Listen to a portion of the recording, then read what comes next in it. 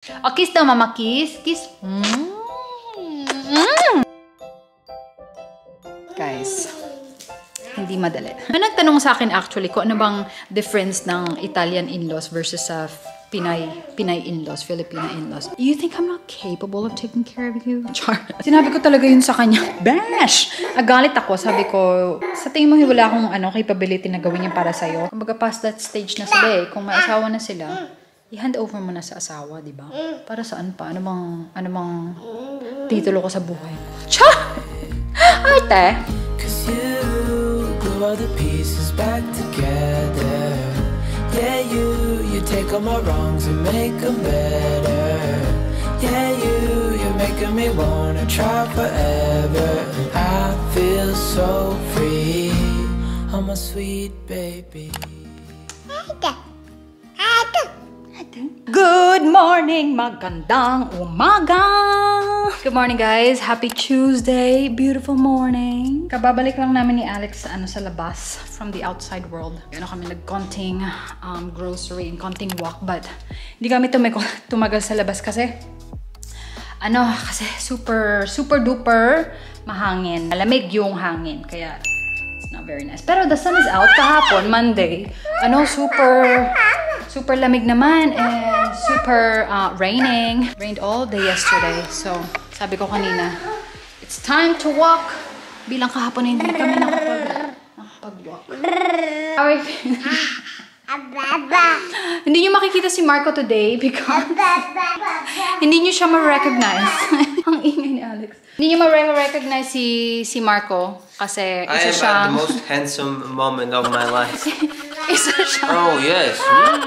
Nice one, naman yan. You look like you're deteriorating, my love. But I can feel this going down. When was this it? morning, like, all this swell was up here, and now it's slowly going down. Yeah. So, it was Sunday that you removed the bandage, no?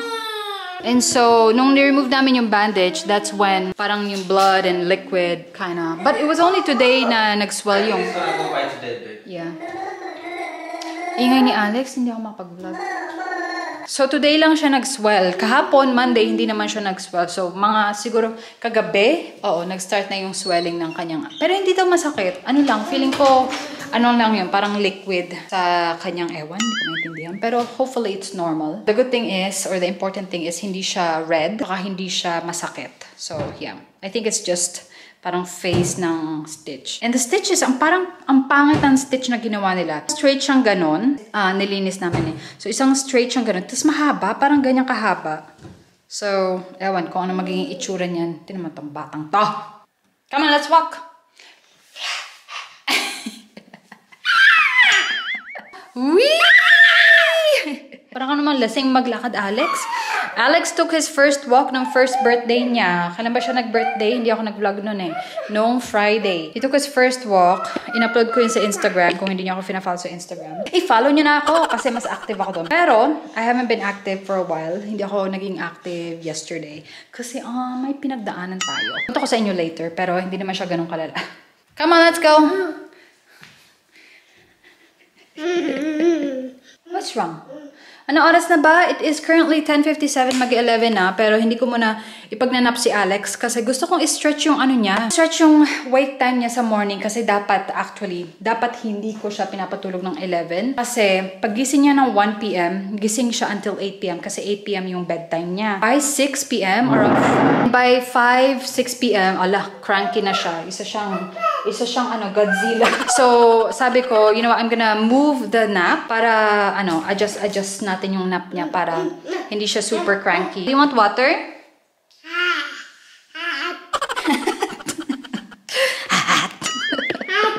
Do you want water? Mama. Ooh. Show them how you drink water. Show them how you drink water. Hot. Yum, yum, yum, yum. How yan? Tell them how your day was.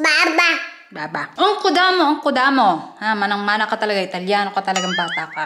So, ayan. Gagawin natin 11:30 para naman hindi siya mabigla. Kasi, ang ating goal is to put him to sleep for his first nap mga 12:30. Actually, 12:30 mas maganda. Gradually natin gawin. 11:30 muna. And then, after a few days, gawin natin 11:45, 12, tas hanggang makarating tayo sa 12:30. Anyways, Ay, who's that? Who's that? Let's see who that is. I have something coming. Yeah? No, it's just... It's not nothing? It's probably a package, I don't know. Kasi may in-order ako sa Amazon. Pero, ay, Diyos ko, makahinga-hinga ng konti, Alex. Naamoy mo yung una ng kanyang papa. That's a pillow, buddy. Oh, wow, are you laying down there? Wow, naman. Come on, walk to mama. Walk to mama, dali. Ayaw niya. Yabang, yabang, yabang, yabang, yabang yan. Yabang yan. Dede, you already made dede a while ago, di ba? Kaya yan madaldal kasi antok na yan. Marco has been sleeping here sa couch for the past, siguro 1 week na. Simula nung, kailan ba nag-start? Basta before siya nagka-stitch kasi kung si Alex, lagi siya nagigising tapos minsan umiiyak. So sabi niya, tulog na lang muna ako sa couch. Kasi ang agang gumising ni Marco, mga 5:30 gising niya si Marco. Nagma-morning routine niya, nag-meditate, nag-exercise. Tapos nag-aaral siya. Hiningal ako doon. Teka lang. Tapos inoperahan siya, so tuloy-tuloy yung pagtulog niya dito. Which I don't mind, to be honest. Although namimiss ko siya sa aming kama. Ang hingin ni Alex. Tama, pag hindi ako nagsasalita. Oh, tama? I'm gonna bite you. So, ayan, namimiss ko naman siya sa ating kama, pero feeling ko mas less stress ako kasi pag nandun siya, alam mo yun, nasa stress ako pag umiyak si Alex kasi ayaw ko magising si Marco kasi alam kong gigising siya na maaga. Pag wala siya doon, ng ganong oras, okay lang sa akin.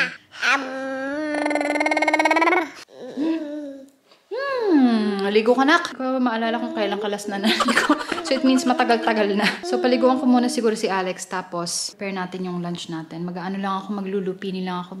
Bumili ako ng lupini kanina. Masa ating phone? Ay, wait, nak. Don't get up there. On natin yung cocomelon mo. Ano, magpapatahimik sa kanya. Ay, cocomelon. Pero ayoko naman siya siyang laging sanayin. Teka lang. Mamamaya tumatawag na pala tong Amazon sa aking phone. Wala. Kala ko naaalala ko ng aking Amazon guy. Amazon guy?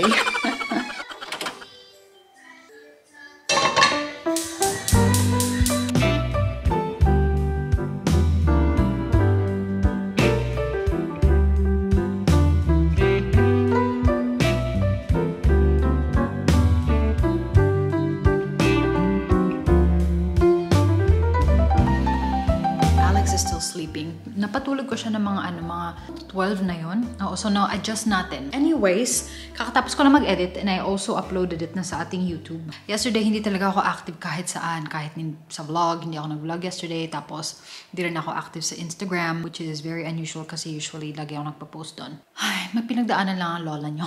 Ewan ka ba, parang yesterday, super as in down na down ako. Feeling ko lang kaya ako down na down kasi I was really burned out. Parang yung pakiramdam na tap out ako na parang wait lang, I need to take a break. Lalo lang ako na down kasi alam mo yung gusto mong mag-tap out pero wala kang pwedeng kapalit. Alam mo yun, just to take a break for like an hour or two. Wala talaga. So, iyan, super drained and super exhausted ako yesterday. Ilang beses akong umiyak yesterday. I've cried so many tears in the middle of the night. Charot. Ewan ko ba, parang naawa ko sa sarili ko. Parang tanga lang, di ba? Parang naawa ko sa sarili ko na nainis ako na wala man lang akong makatulong. Hindi ako nainis kay Marco or anything, pero nainis lang ako na parang hindi ko kaya. Parang ganun. Considering na 3 na yung anak ko, ha? Besides Alex. Siguro dahil nung nasa Philippines ako, nag-work ako. Pero hindi rin eh. Hindi rin. Kasi hands-on din naman ako sa kanila bukod sa yung pag-work ko. Lalo na nag-transition si Alex to one nap. Hala, naubos na ang oras ko. As in, yung oras ko lang para sa sarili ko, yung 1 hour nap niya. It's not easy at all. Kaya ang dami ko nang naiyak na luha kahapon. I think lahat naman ng mommies go through that at least monthly. Ako kasi monthly, nararamdaman ko talaga yon.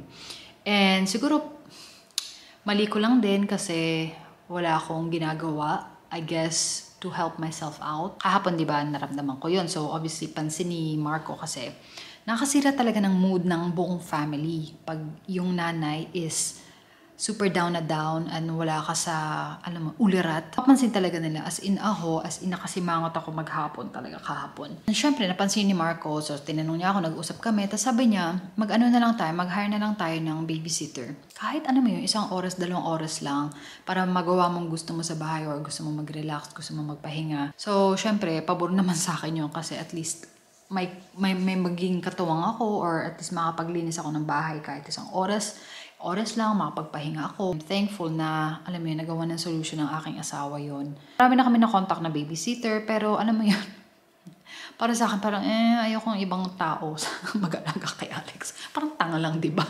Hindi natin kung kailan, pero feeling ko kailangan ko din yun kasi monthly na akong ganito and hindi na siya healthy bash. Parang tayo nababaliw pag nangyayari yun. Ewan ko ba, postpartum pa ba to kahit 1-year-old na?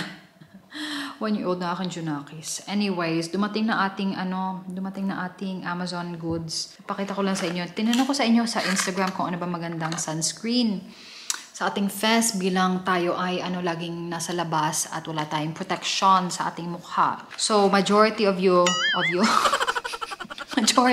guys suggested itong, oh my god, I don't know how to pronounce this, so correct me if I'm wrong. Huwag niyo akong tawanan pag pinonounce ko itong mali. But is it La Roche-Posay? La Roche-Posay. Ayan. And I chose the Anthelios one, 50 plus PA, tapos 4 na plus. And what I like about this is that it is an anti-shine gel cream and a matte effect siya. Arte. Marami nagsuggest nito sa akin. And guys, kayo kung magsasuggest kayo, pwede naman yung pwede kayo magsuggest ng lang, yung kaya ng budget ko. Medyo pricey ito eh. Siguro nasa 20 euros ata ito. Nabili ko sa Amazon. Kaya maingay kasi hindi lang alam ni Marco. Okay naman siya, pero sasabihin niya, kailangan mo ba talaga? Nung nakita niya nga, sabi niya, ano to? Sabi ko, wala sunscreen niya sa mukha ko. Alam mo man sagot niya, ba't kailangan mo ng sunscreen? Malamig naman. Sabi ko sa kanya, alam mo kung bakit? Kasi nagmumukha na akong matanda.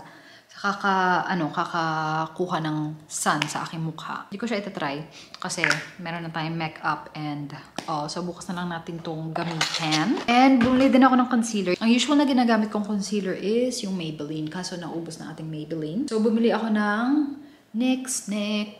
Ayan, NYX. Daming reviews nito. 3,000 ata. 3,000 ba? Or 37,000. Mga ganun. Kaya ako ito kinuha. And it's the Can't Stop, Won't Stop. And yung shade na kinuha ko is of course natural, bilang natural ng ating mukha.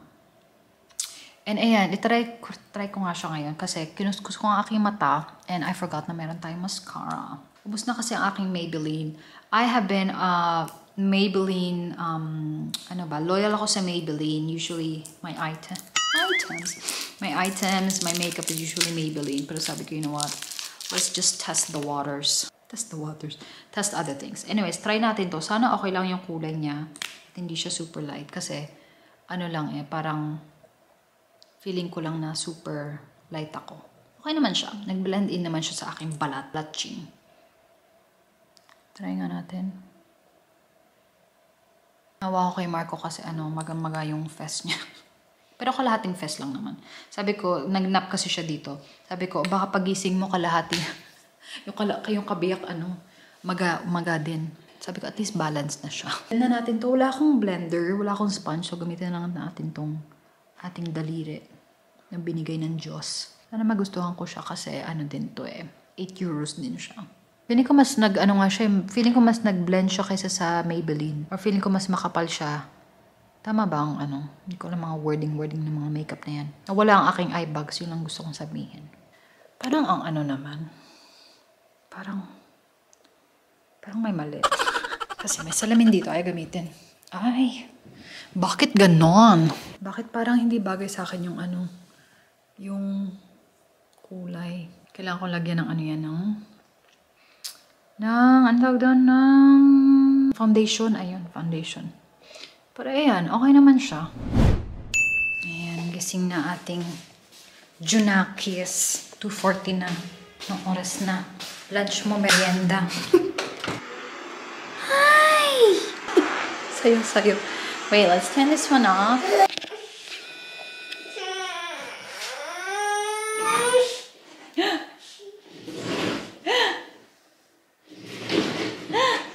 Ay, sus. Can't open his eyes. Why is so grumpy? I don't need to cry. Mama's here. Oh, sus. Are you showing how dramatic you are? Oh, sus. Oh, with tears naman yan. With tears naman ang ating bebe. Sus, with tears naman yan. Love, love. Probably hungry. That's why you're crying. Anong oras na?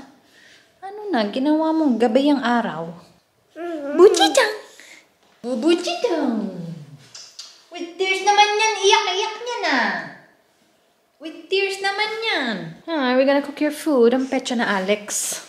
Sleep good naman yan. Kasi, good smell na yan. Smell good na. Good smell. Smell good na aming bebe.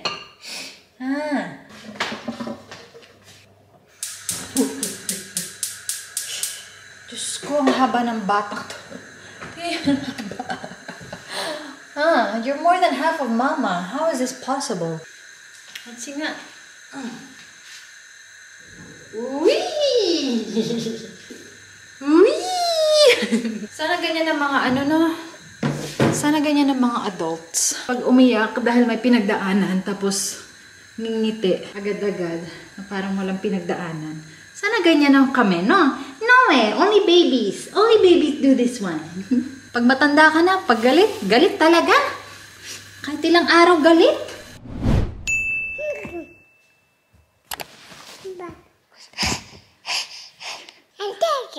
Alex. Say water. Kagagaling lang namin sa labas. Ay, nag-stroll ba, kumbaga. Tsaka ng weather today. I mean, maganda siya, may sikat ng araw, pero alam mo yun, malamig pa rin. So, pa namin ma-enjoy masyado. But I always go out. Kasi, it's good for Alex, it's also good for me para makapag-turn off dito sa bahay. Turn off! Kailangan nyo yun. 5 p.m. So, maya-maya, kailangan ko i-shampoo yung buhok ni Marco. Para tayo may alagang baldado.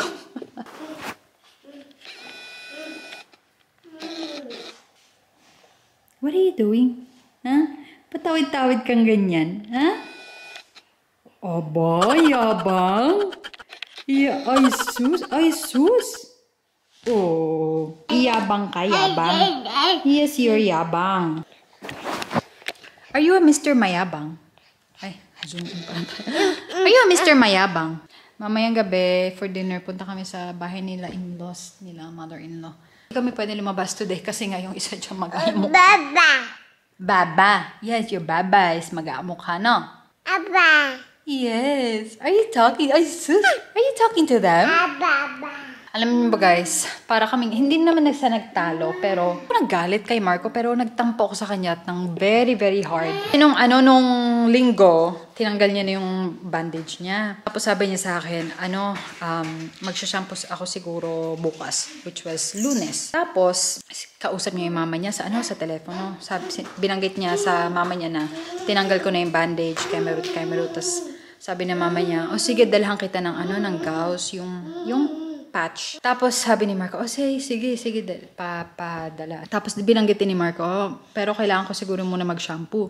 Sabi ng mama niya, sige, pagpunta ko dyan, shampoohin kita. Tapos pagkababa niya ng phone, sabi ko, bakit ka ganyan? Bakit parang wala kang asawa? Wala ka bang tiwala sa akin? Parang hindi mo ba naisip na capable ko rin namang gawin yung ginagawa ng mama? Hindi sa galit ako sa mama niya, pero parang nasa isip ko, ano ba ang lugar ko sa'yo? Parang ganun. So, nagtampo ako ng very hard sa kanya. You think I'm not capable of taking care of you? Char. Sabi, hindi naman sa ganon. Kasi nga, sabi ng mama ko na meron naman siyang gamit. Tapos, sabi niya siya daw magsha-shampoo kasi marunong daw siya kasi nga may salon sila. Sabi ko, sa tingin mo, hindi ako marunong mag-shampoo? Sinabi ko talaga yun sa kanya. Bash! Agalit ako. Sabi ko, sa tingin mo, wala akong capability na gawin yan para sa'yo. Tsaka isa pa, kung sinabi ng mama mo, dapat ang reply mo is, okay lang ma, thank you, pero no thanks. Kasi nga, may asawa naman ako. Kaya niya naman gawin yan. Ay, Diyos ko dahil na. High blood talaga ako ng araw na yun. Kasi parang parang na-offend ako, parang ganun. Yun dating. Hindi sa nagalit ako dahil, alam mo, yung pupunta yung mama niya dito or what. Pero ang thought lang, yun lang, doon ako nagalit. Yung thought lang na hindi niya man lang naisip na ako yung asawa niya. May asawa naman siya. Ganun. Tapos sinabihan ko talaga siya ng grow up, grow some balls, be a man. Yun kasi ang problema sa kanila. Hindi sila marunong maging independent. They become independent pero at a later stage na. Kaya nila, dependent nila sa mga magulang nila, lalo sa nanay nila. Ako talaga, mapapa-cringe ka na lang talaga. Tapos isa naman itong mama nila. Hindi lang yung mama niya, pero yung mama talaga dito sa South, nila sa mga anak nila. Parang minsan naka-cross the line, parang they're crossing the line na. Minsan kasi, naka-cross na nila yung borderline between sa pagiging anak, tapos yung, basta, hirap mag-explain. Basta ganun, basta nakakainis lang yung way ng pag-ano nila dito. Sabi ko, Diyos ko, ilang taong ka na? 37. 37? Tama ba? Pinaghalo ang Tagalog at Italian. Ilang taong ka na? 37 ka na? Tapos, ganyan-ganyan. E di sana dapat, iba dapat bumili ka na ng gauze mo. Dapat ikaw na bumili niyan. O dapat sinabihan mo ako na bumili ng ganyan. Kasi alam mo, kailangan mo yan. Guys, hindi madali. May nagtanong sa akin actually kung ano bang difference ng Italian in-laws versus sa Pinay in-laws, Filipino in-laws. Sa difference talaga, yung Italian mother-in-law talagang on sila, parang masyado na lang binibaby yung anak nila kahit na, alam mo yun, 40 years old na. Wala pa naman 40 si Mark. Pero gets nyo na yung sinasabi ko. Kahit matatanda na, binibaby pa rin. Hindi siguro tayo sanay na gano'n kasi tayo mga Pinay, tayo mga Pinoy, independent tayo at a very young age. Kaya pag ko yun, ngayon, malimit ko siyang sabihan na, ano ba to? Istorbo naman tong nagkukwento naman na mama niyan eh. Basta nakaka-cringe lang minsan ng mga ginagawa nila sa buhay-buhay nila. Mga bagay-bagay na hindi ko talaga maiintindihan. Oo, alam ko, mother's love is mother's love. Pero, yun lang, haller. Naku, itong si Alex, hindi makakatikim sa akin ng ganyan.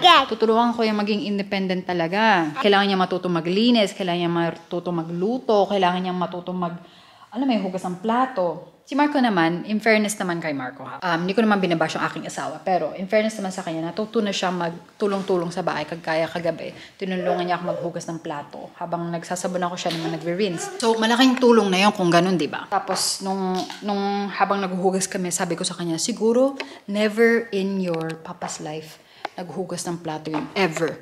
So, sabi niya, oo, tama ka. Sabi niya, iba kasi ang generation noon. Sabi ko, bakit naman sa Pilipinas hindi ganyan? Iba lang talaga siguro yung way nila dito. Which is ayoko, hindi ako sang-ayon sa kanila na porket babae ka, ikaw dapat kumilos lahat. Hindi. Kasi para sa akin, dapat dapat balance yan. Kaya nga, you're a team. So, yun lang ang aking mini kwento. So, ayan, inaantay ko lang yung oras para sabihin niya, shampoo niyo na ako. Tapos, after, nakakatawa pa, sabi niya, kung hindi na pag-usapan na namin, sabi niya, sige, ikaw na mag-shampoo. Sabi ko, ayoko na, bahala ka dyan sa buhay mo. Tapos, dumating yung mama niya, ayun, sinampoo siya na. Talagang sinampoo siya ng mama niya. Parang ako yung naiilang. Kasi nandito naman ako. Tapos sabi niya, babe, tulungan mo naman kami. Sabi ko. Parang napilitan lang ako. Parang gano'n yung dating. Am I mean? Minsan naisip ko, wow, siguro I'm too mean to my husband. Pero hindi, kailangan niya na rin matuto. Diyos ko, ilang taong ka na, dapat matuto ka na rin. Yan ang problema pag nagkaasawa kang Italian. Hindi na sa lahat ng Italian ganyan, ha? Pero malimit dito sa South, ganyan ang mga lalaki. Ang problema naman kasi sa mga nanay nila, binibaby nila masyado. Kumbaga past that stage na sila eh. Kung may asawa na sila, i-hand over mo na sa asawa, di ba? Para saan pa? Ano bang titulo ko sa buhay mo? Cha! Arte ni mama. Yes, arte yan. Puro laway na yung damit mo. Untog. Untog, mama. Ang dami mo ng alam, Alex. Untog, mama. Untog. Oo. Kiss daw, mama. Kiss.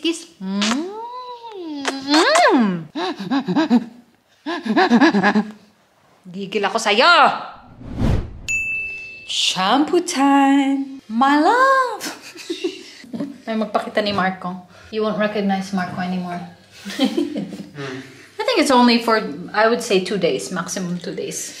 Ganyan. I hope but it doesn't hurt. Because I wanna work. Yeah. I need to record stuff. Nakakasira ng kanyang pagka-record. Kasi maga talaga. Maga siyang ganyan.